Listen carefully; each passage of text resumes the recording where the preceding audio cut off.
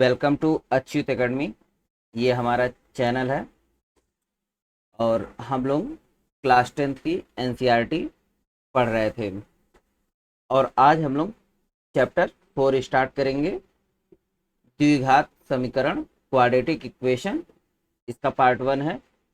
और अभी तक हमने पॉलिनोमियल पढ़ लिया है चैप्टर 3 तक। अब उसके आगे हम जा रहे हैं। देखो, जब मैंने पॉलिनोमियल आपको पढ़ाया था या बहुपद जब मैंने पढ़ाया था तो उस समय मैंने आपको बताया था कि क्या होती है क्वाड्रेटिक इक्वेशन। तो एक बार हम बस समझने के लिए लिख लेते हैं कि स्टैंडर्ड फॉर्म। अच्छा देखो, स्टैंडर्ड फॉर्म को हिंदी में बोलते हैं मानक रूप, ठीक ना। तो स्टैंडर्ड फॉर्म जो होगा उसका वो होगा क्वाड्रेटिक इक्वेशन का a x square plus b x plus c बराबर 0, ठीक ना। यही जो है आपका स्टैंडर्ड फॉर्म होता है। आप इसको स्टैंडर्ड फॉर्म बोल लो या जो है इसको मानक रूप बोल लो, ठीक ना। हिंदी माध्यम द्विघात समीकरण का मानक रूप या स्टैंडर्ड फॉर्म, ठीक ना। आप इसको ऐसे लिख सकते हो, स्टैंडर्ड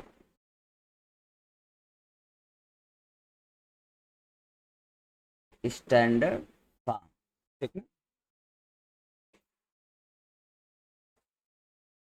इसी को हम लोग हिंदी में बोलते हैं मानक रूप। किसका?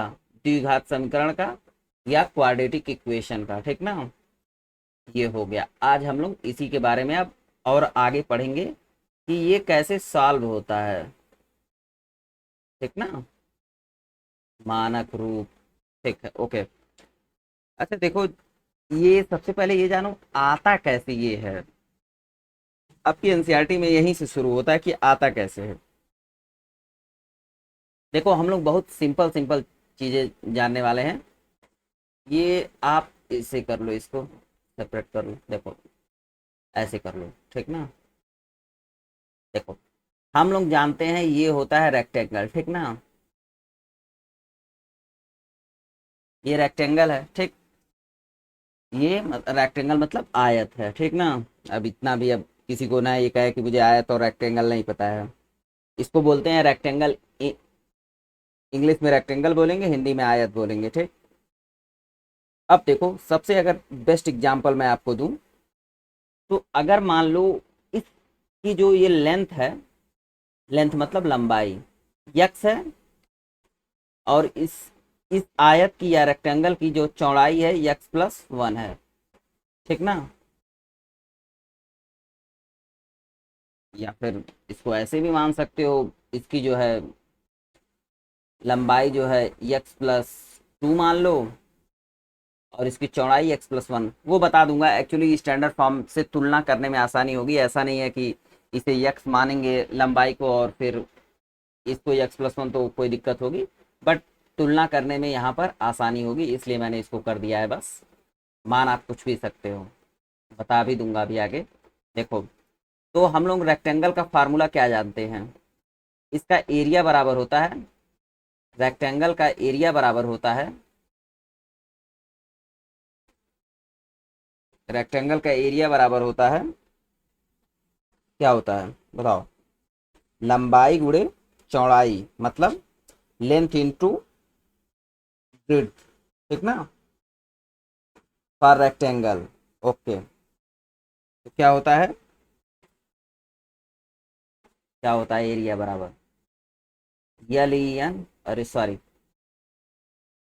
Sorry sorry,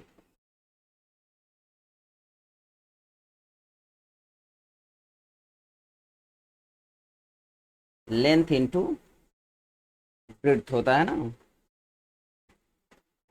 B R E A T H, B R E A D T H, breadth, ठीक ना।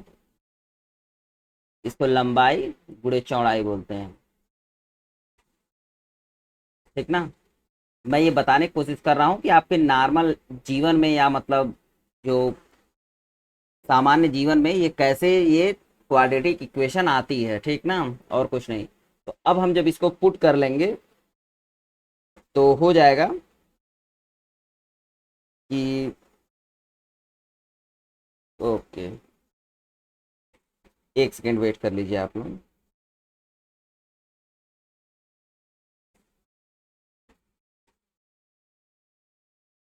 ठीक है, देखो अब जब हम इसको पुट करेंगे तो अगर हम लेंथ इंटू ब्रेड्थ करेंगे तो यहाँ पे लेंथ क्या दी हुई है, लेंथ को यल से मान लो, इसको बी से मान लो।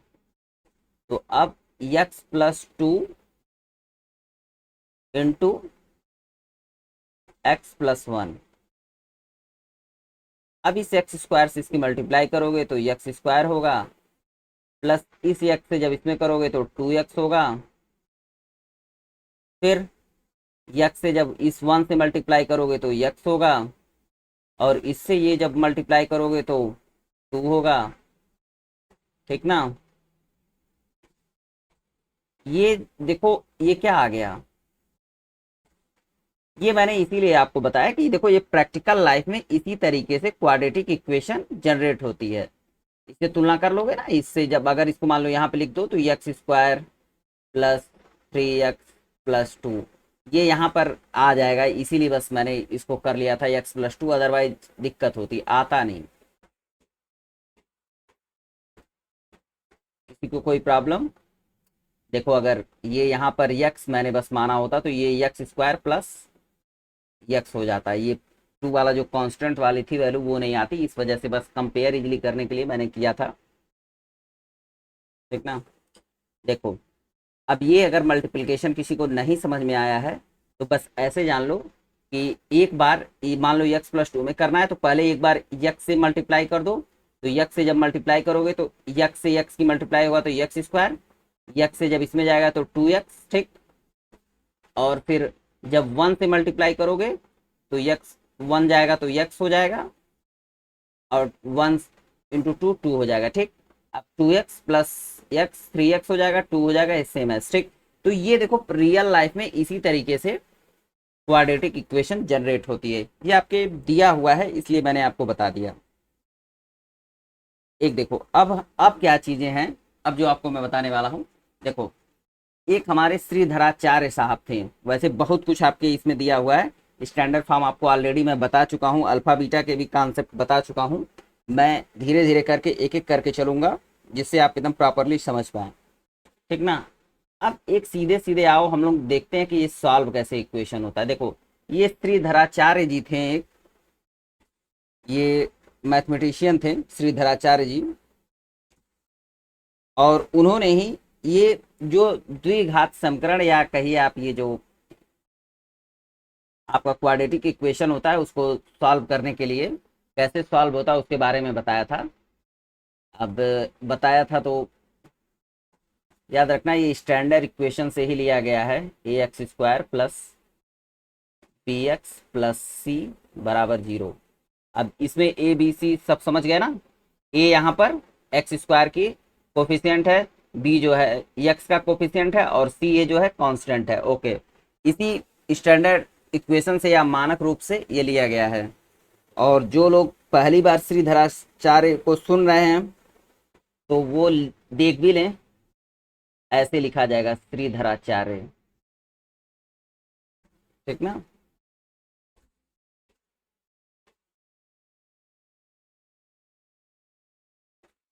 इसी को बोलते हैं श्रीधराचार्य फार्मूला या श्रीधराचार्य सूत्र। किसको, ये वाला जो है, ये जो है इसी को बोलते हैं श्रीधराचार्य फार्मूला या सूत्र। ठीक ना, इसी से जब आप यक्स इसमें ऐसे पुट कर दोगे ना, ये यक्स का कोफिशिएंट बी, ये पहले फार्मूला सुन लो, यक्स बराबर होता है -b plus minus under root b² minus 4ac upon 2a, Hindi माध्यम, यक्स बराबर, अब माइनस को क्या बोलोगे, ऋण बी या ऋणात्मक बी, फिर जोड़ घटाना या पॉजिटिव निगेटिव अंडर रूट को बोलते हैं, क्या बोलते हो बताओ, वो आप बताओगे मुझे, अंडर रूट को क्या बोलते हैं हिंदी में, कड़ी बोलते हो ना, ठीक ना, कड़ी बोलते हैं, कड़ी में 2 या 4 जो भी हो, ठीक है, root b² minus 4ac upon 2a। ठीक, अब ये देखो ये देखो बी स्क्वायर माइनस 4ac पर ही सारी कंडीशन चलती है कि क्या क्या होगा, ठीक ना। तो अब जो है हम लोग बी स्क्वायर माइनस 4ac के बारे में ही अब जानने की कोशिश करेंगे।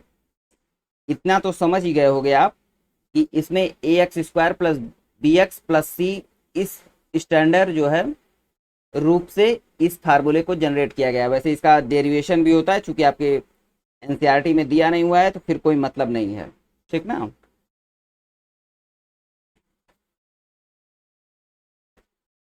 अब एक छोटा सा और आप चीज जान लो यहाँ पर। एक्चुअली जानते हो ये जो बी स्क्वायर माइनस 4ac होता है ना, इसको बोलते हैं,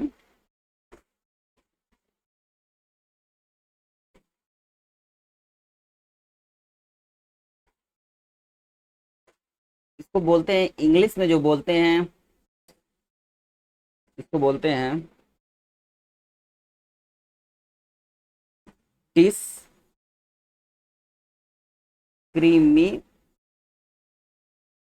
डिस्क्रिमिनेंट, ठीक ना, डिस्क्रिमिनेंट। ओके। और हिंदी में बोलते हैं इसको विरक्त बोलते हैं या विविक्तर बोलते हैं, देख लेना एक बार, क्योंकि एनसीईआरटी में कुछ चीज़ों की हिंदी ट्रांसलेशन थोड़ी सी अजीब दी हुई है। मैं ये जो हिंदी ट्रांसलेशन लिख रहा हूँ ये एनसीईआरटी का ही लिख रहा हूँ,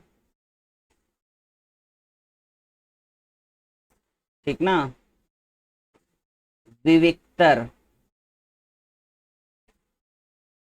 अब अगर हिंदी माध्यम में कुछ और भी होता होगा तो उसी को सही मान लीजिएगा, क्योंकि मुझे बहुत अप्रोप्रिएट नहीं लग रहा है, लेकिन एनसीईआरटी में यही दिया हुआ है हिंदी में, ठीक ना। अब देखो, अब आ जाओ एक एक चीज के बारे में। अच्छा एक्चुअली देखो, ये माइनस बी आप तुरंत ही कोई इक्वेशन दी रहेगी वहां से लिख लोगे ये माइनस बी, ठीक ना। Plus minus under root B, अब इसके बाद से बी की वैल्यू लिख लोगे। ये इसमें और इसमें आपको बहुत ज्यादा दिक्कत नहीं होगी, लेकिन इस रूट के अंदर जो कड़ी के अंदर जो है ये बी स्क्वायर माइनस 4ac, उसकी वैल्यू क्या आएगी, उसी पर आपका सारा का सारा जो है दारोमदार टिका होगा कि वाकई में इसकी वैल्यू क्या होगी, ठीक ना।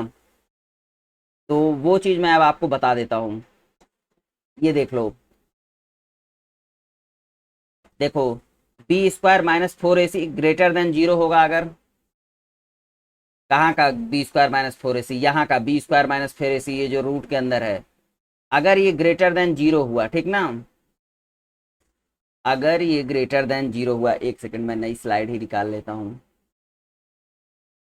एक सेकंड जस्ट वेट, एक नई साइड जनरेट कर लेते हैं। देखो अब हम लोग मान लेते हैं इफ, यदि B square minus 4ac greater than zero. देखो अगर B square minus 4ac greater than zero है तो इसके जो है दो टू जो है डिस्टिंक्ट रियल रूट होंगे, ठीक ना। रियल रूट क्या होता है, रियल नंबर क्या होता है मैं आपको पढ़ा चुका हूं, वही रियल नंबर से रियल रूट निकलेंगे, ठीक ना। Okay, two distinct real root निकलेंगे, मतलब दो पॉजिटिव वैल्यू मिलेगी इसकी, ठीक ना। वो मैं भी आपको एग्जांपल जब दूंगा तो आप समझ जाओगे, बस ऐसे समझ लो कि इसके दो डिस्टिंक्ट रियल रूट होंगे। और अगर हिंदी में कोई जानना चाहता है तो ये सुन लीजिए कि इस कंडीशन में दो दो भिन्न जो है वास्तविक मूल होंगे, ठीक ना। इस कंडीशन में दो दो भिन्न वास्तविक मूल होंगे। एक बात याद रखिएगा, इसलिए यहाँ पे हिंदी में नहीं, इंग्लिश में नहीं लिख रहा हूँ, क्योंकि यहाँ पे बता दिया है टू डिस्टिंग रियल रूट्स, मतलब दो भिन्न जो है वास्तविक वास्तविक जो है मूल होंगे। रूट्स का मतलब मूल होंगे। एक्चुअली ये देखो, ये जो a x square plus b x plus c है ना, इसमें जो एक्स स्क्वायर की दो एक्स की कोई ऐसी वैल्यू होगी टू डिग्री पॉलिनोमियल जो होता है या द्विघाती समीकरण होते हैं, यहाँ पर जो यक्स स्क्वायर होता है, मतलब दो ऐसी वैल्यू होंगी जिस पर ये जो आपका स्टैंडर्ड फॉर्म है या मानक रूप है जीरो हो जाएगा। अभी आगे हम लोग सवाल लगाएंगे, क्वेश्चन लगाएंगे, तो वहां समझ में आपको आएगा। ठीक, एक कंडीशन और समझ लीजिए।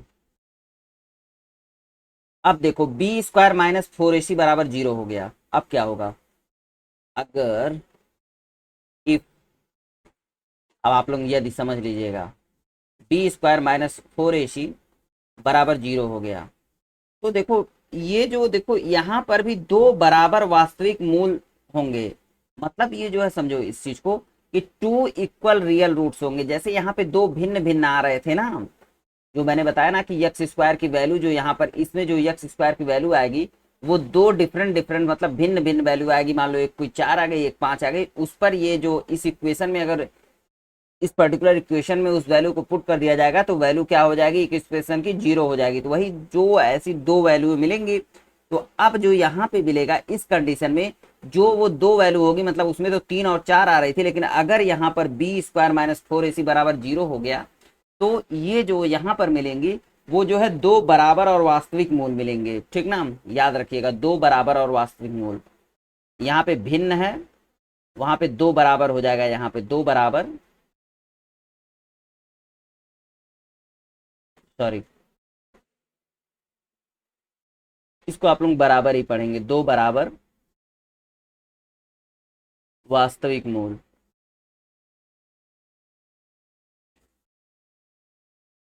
ठीक ना, अब एक कंडीशन और आती है, बी स्क्वायर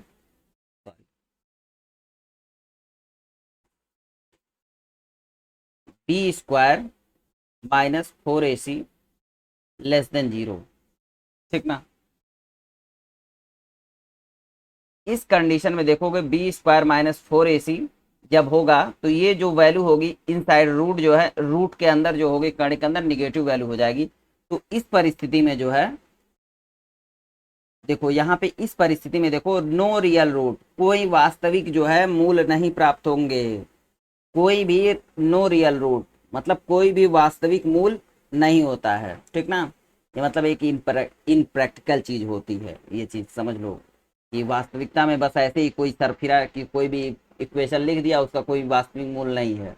ठीक ना, तो इसको लिख लीजिएगा आप लोग, कोई वास्तविक मूल नहीं होता है, कोई वास्तविक मूल नहीं होता है, होता है।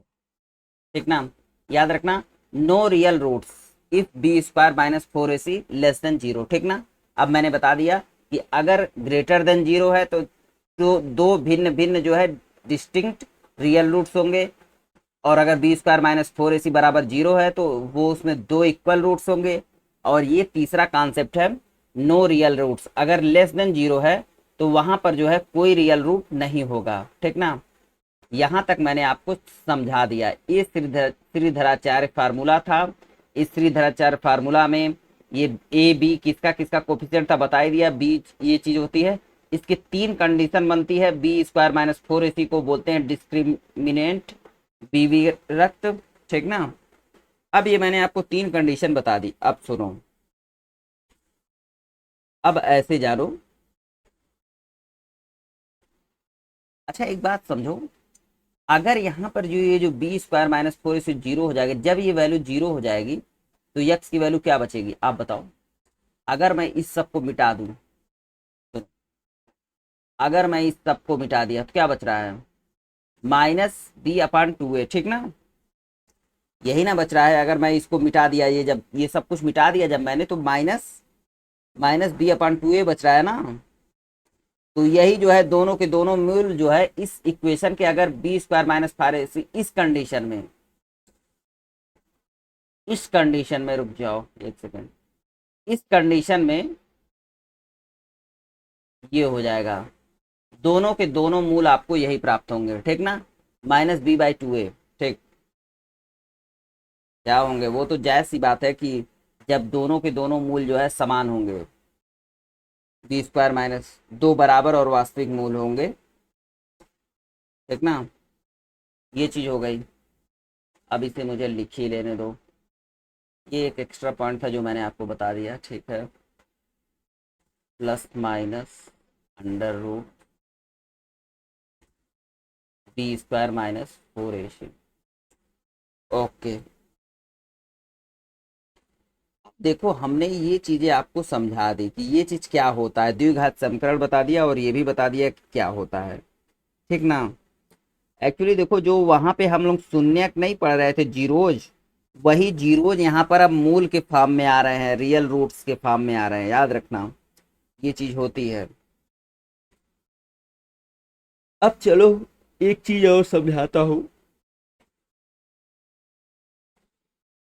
कि क्या कैसे कैसे किया जा सकता है। आपके सिलेबस में दिया हुआ है,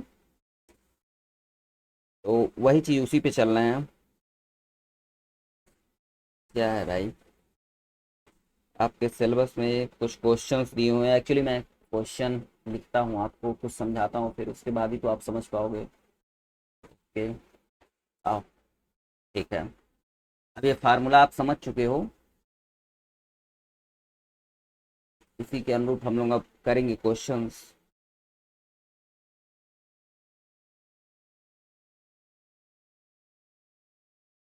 ठीक है, देखो पहला क्वेश्चन जो इन्होंने दे रखा है, check whether the following are quadratic equation.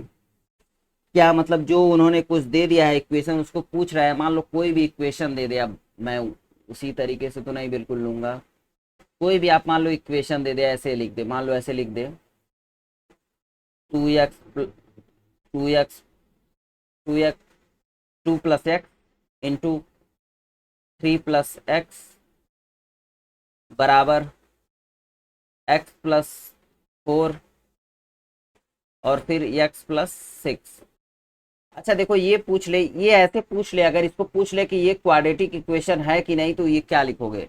तो देखो ये क्वाड्रेटिक इक्वेशन है, मैं बता देता हूँ कैसे, बस यही चीज बतानी है आपको। डिफरेंट डिफरेंट फॉर्म में ये स्ट्रक्चर डिफरेंट डिफरेंट तरीके से लिखा रहेगा, उसी को देखना रहेगा। तो अब इसको जब करोगे मल्टीप्लीकेशन, तो कितना हो जाएगा, 3 × 2 = 6 हो जाएगा, 3x हो जाएगा, ठीक। यक्स से करोगे तो +2x हो जाएगा। ये चीज अगर किसी को नहीं आ रही है तो आप मुझसे पूछ लेना, मैं बता दूंगा इसको, ठीक ना। यक्स से करोगे 2x हो जाएगा, फिर यक्स से करोगे तो x² आ जाएगा, ठीक।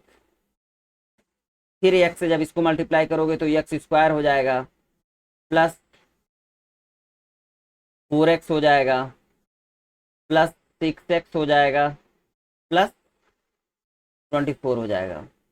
अब देखो एक बार मैं बता दे रहा हूँ कैसे कैसे हुआ है, सुनो। देखो ये पूरा हो गया, अगर जब इससे मल्टीप्लाई कर रहे हो ना, 3 × 2 = 6 आ रहा है, ठीक ना। 3 × 2 = 6 आ रहा है। पहले एक बार इससे ऐसे मल्टीप्लाई कर दो, तो 3 × 2 = 6 हो जाएगा, +3 में जब x होगा तो 3x आ जाएगा, ठीक। फिर ठीक ना, अब सुनो, अब जब यक्स से, फिर यक्स से जब इसको पूरे में मल्टीप्लाई करोगे तो क्या होगा, यक्स से जब 2 को करोगे तो 2x आ जाएगा, ठीक। और जब यक्स से जब इसको फिर से करोगे तो x² आ जाएगा। ये ऐसे ही फिर इधर भी हो जाएगा, ठीक ना। मैंने एक बार बता दिया है कि ये कैसे आ रहा है मल्टीप्लीकेशन, नहीं तो कोई ये रखा है कि फिर मल्टीप्लीकेशन ही नहीं आ रहा है। सॉरी, इसलिए लग रहा है कुछ सर्दी हो जाएगी, ठीक है, कोई बात नहीं। अब देखो,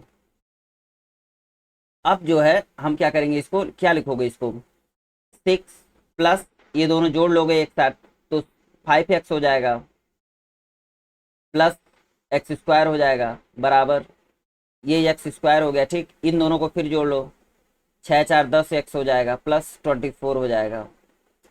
अब देखो,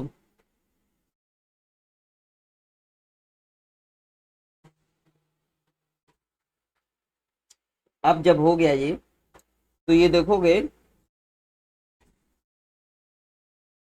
अब जब यहाँ पर जब देखोगे, तो अब आप अगर समझ पा रहे होगे इस चीज को, तो ये क्या हो रहा है बताओ।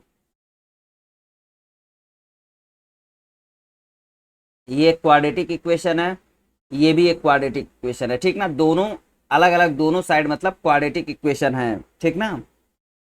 तो बस ऐसे ही समझ लो कि इस साइड में भी क्वाड्रेटिक इक्वेशन है, लेफ्ट साइड में भी, राइट साइड में भी क्वाड्रेटिक इक्वेशन है। ठीक, तो ठीक है, हम लोग अब इसके आगे ही हम लोग नेक्स्ट क्लास में अब पढ़ेंगे। ये ध्यान रखना कि मैंने ये कहा है कि ये दोनों बराबर नहीं है, याद रखना ये दोनों बराबर नहीं है। ऐसा ना हो कि कोई कहे कि ये दोनों बराबर है।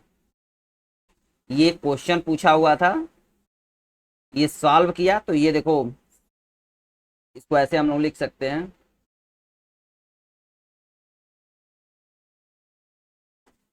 ये तो मैं भूल ही गया था, नहीं तो पता चलेगा आप लोग कह देंगे नहीं नहीं सर कहे थे कि बराबर है। याद रखना कि ये क्वाड्रेटिक इक्वेशन है, ये भी क्वाड्रेटिक इक्वेशन है, लेकिन दोनों बराबर नहीं है। Left hand side not equal to right hand side, याद रखना इस चीज को, ठीक ना। इसके आगे हम और भी क्वेश्चन करेंगे। अभी जो बोला ऐसे ऐसे दे दिया था, ये पूछ रहा था कि ये क्वाड्रेटिक इक्वेशन है कि नहीं, तो याद रखना ये एक साइड में ये तो क्वाड्रेटिक इक्वेशन है, ये दोनों इधर भी क्वाड्रेटिक इक्वेशन है, लेकिन दोनों बराबर नहीं है। ठीक है, थैंक यू, हम लोग नेक्स्ट क्लास में मिलेंगे। ठीक है।